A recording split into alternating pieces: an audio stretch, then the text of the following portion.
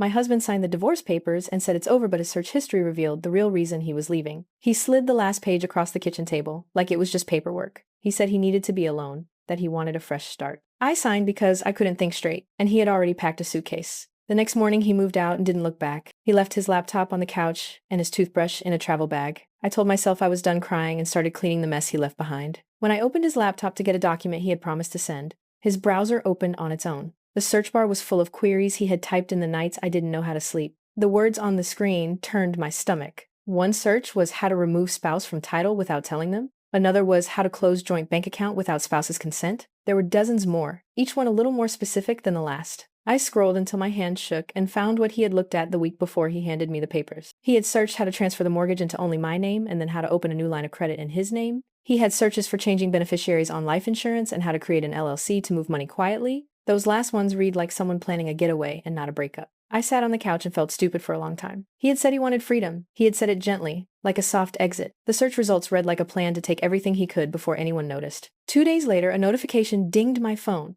It was a bank alert that a transfer had been attempted from our joint account. The bank blocked it because I hadn't authorized anything. I called and they said there had been a pattern of small withdrawals the prior evening that added up to a large pending transfer. I called him. He picked up on the second ring and said he didn't know what I was talking about. He said the bank must be mistaken. I told him the searches said otherwise. He hung up. That was the moment I stopped asking and started acting. I printed the search history and took it to my lawyer. She frowned and asked if I had access to the house deed and insurance policies. I found them in a drawer under a pile of takeaway menus and shoved them into my bag before I left for the attorney's office. At her office, the lawyer called the mortgage company and the insurance provider. The mortgage company confirmed there had been an inquiry about changing the names on the loan. The insurance company confirmed a beneficiary had been updated online 3 days before he moved out, changing the primary beneficiary to a new email I didn't recognize. My blood went cold when the lawyer asked when we had last set up two-factor authentication on our accounts. I thought of the nights he stayed up late on the couch, working, while I made dinner. I thought of how I had trusted him to handle bills because he said he liked numbers.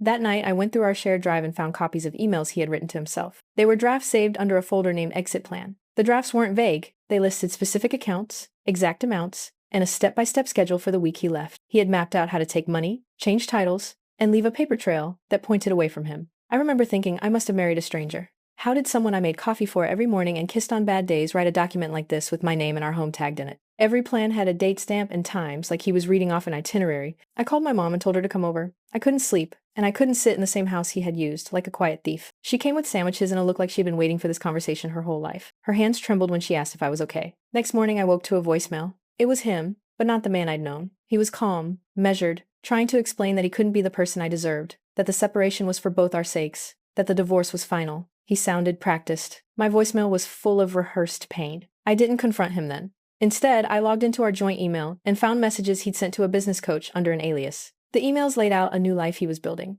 An LLC, a small consulting firm, a separate bank account, plans to rent a small apartment in a different state, and a recurring question to the coach about how to avoid alimony in our state. He had typed how to avoid paying alimony multiple times into a private search window. I screenshot it all. I felt like I was documenting a crime I hadn't imagined he would commit. The evidence piled up, and with every screenshot, my anger got cleaner. Every 2 days, I learned something new. I found his searches for how to get full custody by proving mom works too much. I found searches for how to plant evidence of substance abuse. I found searches for cheap lawyers who hide assets. The pile of proof became a map of his intent. The first time I tried to bring it up, he laughed and said I was being paranoid. He told me to let him go, that we'd both be happier. He smoothed it over like a wound, with a kiss that had no touch. But the search history had no opinion. It only recorded what he'd planned. One afternoon, I opened the calendar app he used and found multiple entries labeled Meet with L. Each entry had a name I didn't recognize, but an address showed up when I clicked the contact. It was the property management company for a row of condos 10 miles away from our house. I drove there and watched for a few days. I took mental snapshots of time and license plates. He drove the same rental he had started using the week he packed. I wrote down the plate number and brought it to my lawyer, who suggested filing for an emergency injunction to block transfers and protect our assets. We filed papers that day. The judge signed a temporary restraining order preventing any transfers from our joint accounts and forbidden either party from changing beneficiaries. He called it a petty move. He called me dramatic. He said he would challenge it. When the judge set a hearing,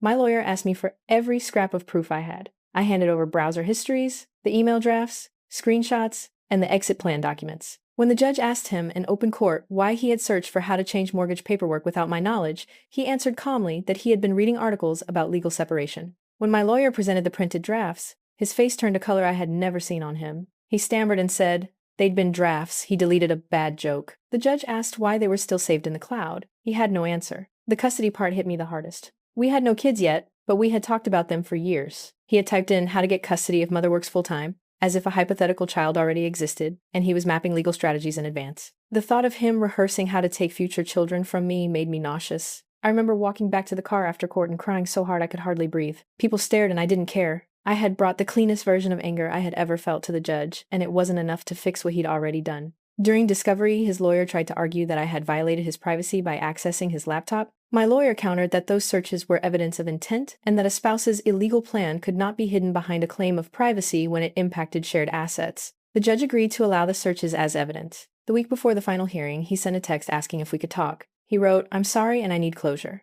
I deleted it without replying and instead prepared the list of everything I wanted when we finally sat down to finish things. I didn't want an argument. I wanted safety and fairness. On the day he signed the divorce papers, he had kept his tone even and legal. He said he wanted nothing dramatic, just clean lines, but the searches said otherwise. When the judge read through the list of attempted transfers, the beneficiary change, and the drafted exit plan, the courtroom quieted. His lawyer got up and tried to spin a story about a man making mistakes and trying to start over. My lawyer read the drafts aloud that detailed exact sums and dates. The judge's face was unreadable until he lifted his pen and ordered immediate reversal of any recent beneficiary changes and full forensic audits of accounts. He also ordered a forensic accounting of any recent transfers. After the hearing, I expected some sort of breakdown from him. Instead, he looked tired and relieved, like someone who'd unspooled a long knot and didn't know what to do with the loose ends. He said he wanted to move to another state and disappear for a while. He asked me if I wanted to be angry forever. I told him that anger wasn't the issue. I told him what mattered was whether I could trust that he wouldn't try this again, whether I could trust him around children, or money, or parents. He said he was sorry and that he had no defense. He said it like a man counting the cost of everything he'd lost.